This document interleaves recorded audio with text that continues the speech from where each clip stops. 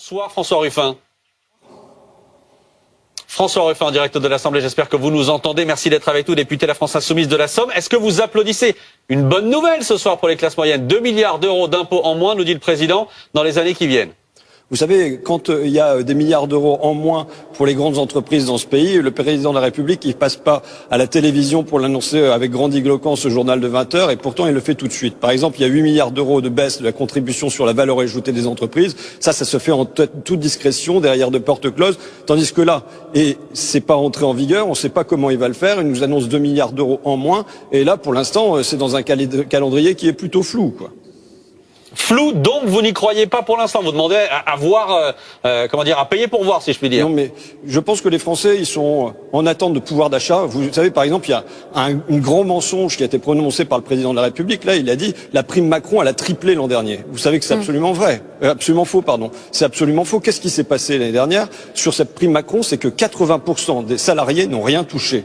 Sur 25 millions de salariés en France, il y a 20 millions de salariés qui n'ont pas touché un seul euro. Et ceux qui ont touché quelque chose, en moyenne, c'est aux alentours de 400 euros. Donc on voit là qu'il y a une très grosse fake news du président de la République sur la question du pouvoir d'achat. Donc plutôt que d'affronter de front la question des salaires, qui est la question la plus prégnante aujourd'hui dans le pays, et avec une réponse qu'on attendrait de la part du président de la République, pas pour un horizon janvier 2025, parce que quand il parle du partage de la valeur ajoutée possible, c'est à l'horizon 2025, ça sera loin à nouveau de toucher tous les salariés, ça n'en concernera qu'une minorité, et il y a une solution à proposer pour tous les salaires du pays aujourd'hui. Et là, il n'a rien à proposer sur ce terrain-là. Donc, il nous promet à la place des baisses d'impôts. Je pense que les Français, ils sont en attente, certes, d'un relèvement du pouvoir d'achat par les salaires, éventuellement par des baisses d'impôts pour eux, mais ils sont en attente de justice fiscale dans ce pays. Or, il y a quand le président est plus précis ce soir, François Ruffin, quand Gilles Boulot lui dit est-ce que vous pouvez aller voir les entreprises du CAC 40, leur dire vous avez réalisé 150 milliards de bénéfices l'an dernier et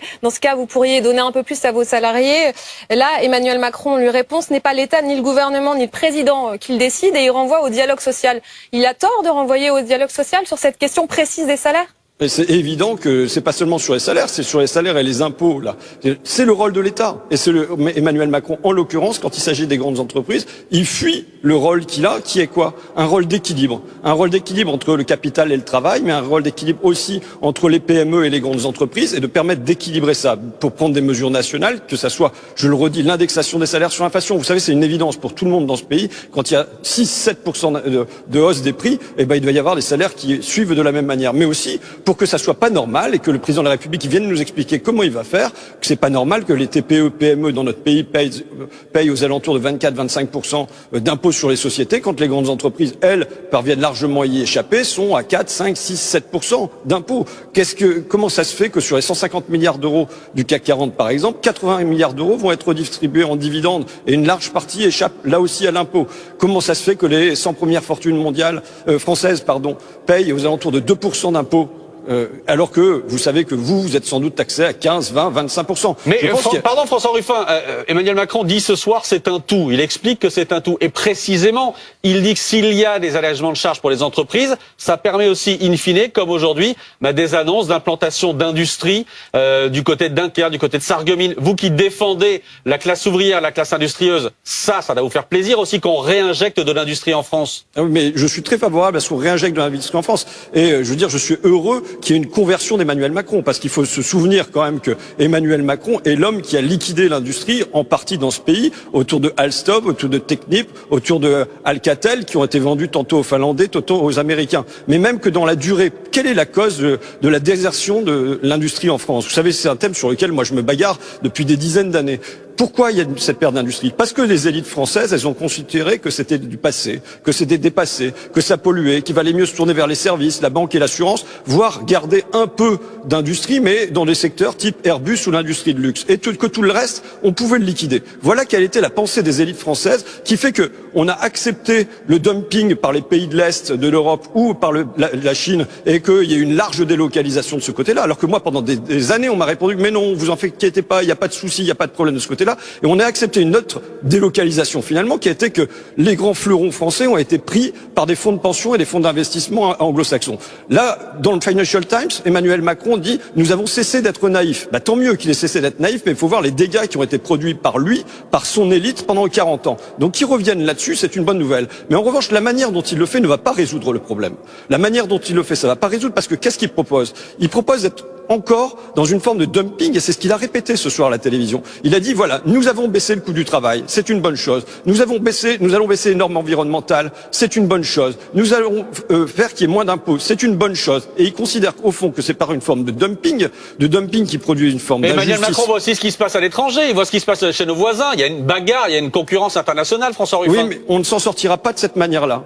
Et justement, ça c'est la manière de penser qui dure depuis 40 ans. Emmanuel Macron feint de vouloir réindustrialiser, mais c'est encore avec les mêmes outils. Et donc, il n'y parviendra pas. Il n'y parviendra pas, nous n'y parviendrons pas, si en parallèle à une politique industrielle, nous n'avons pas une politique commerciale. Regardez ce qui s'est passé sur le masque, par exemple. Sur le masque, Emmanuel Macron a injecté des dizaines de millions d'euros pour qu'on ait des usines de masques en France. Mais au final, elles n'ont pas tourné. Pourquoi elles n'ont pas tourné? Parce qu'on a laissé importer des masques de Chine à 99%. Donc, résultat, on a eu des usines vides. Eh bien, là, il y a la même chose qui se produit aujourd'hui. Et même, vous savez, la pensée d'Emmanuel Macron sur l'industrie, elle demeure la même que quand il est dans la Startup Nation. C'est-à-dire qu'il ne voit que le high-tech.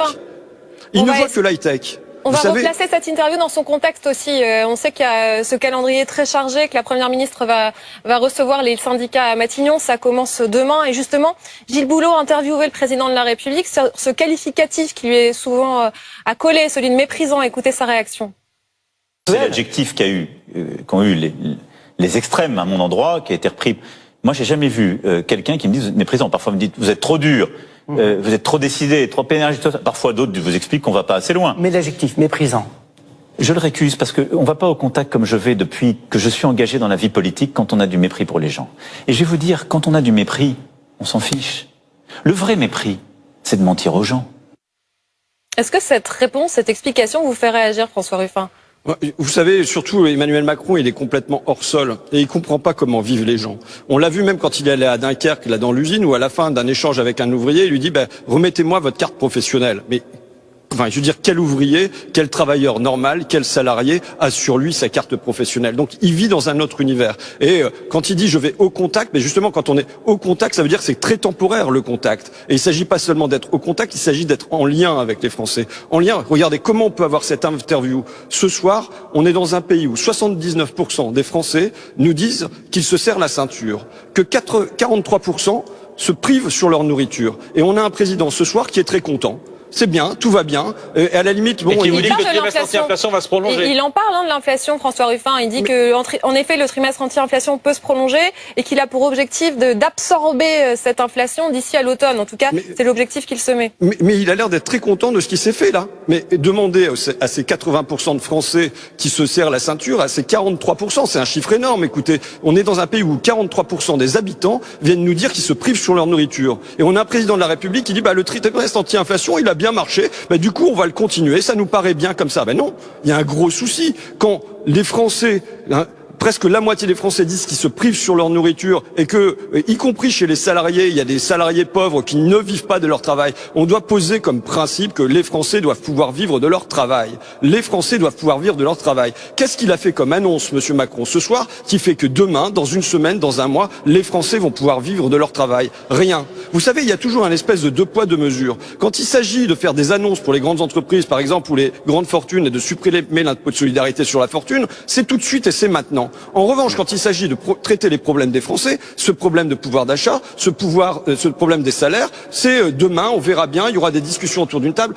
Quand il s'agit d'imposer aux Français, de dire voilà, vous allez passer de 62 à 64 ans, ça se fait pas dans la discussion, ça se fait pas après de longues tables rondes, ça se fait pas après une consultation des gens en leur demandant s'ils sont d'accord. Non, même s'ils sont pas d'accord, on le fera quand même. En revanche, quand il s'agit, je termine. En revanche, quand il s'agit de dire aux grandes entreprises, vous devez bloquer les prix, là, c'est après des discussions qui sont qui sont fumeuses, quoi. Merci beaucoup François Ruffin d'avoir été avec nous en direct depuis l'Assemblée nationale.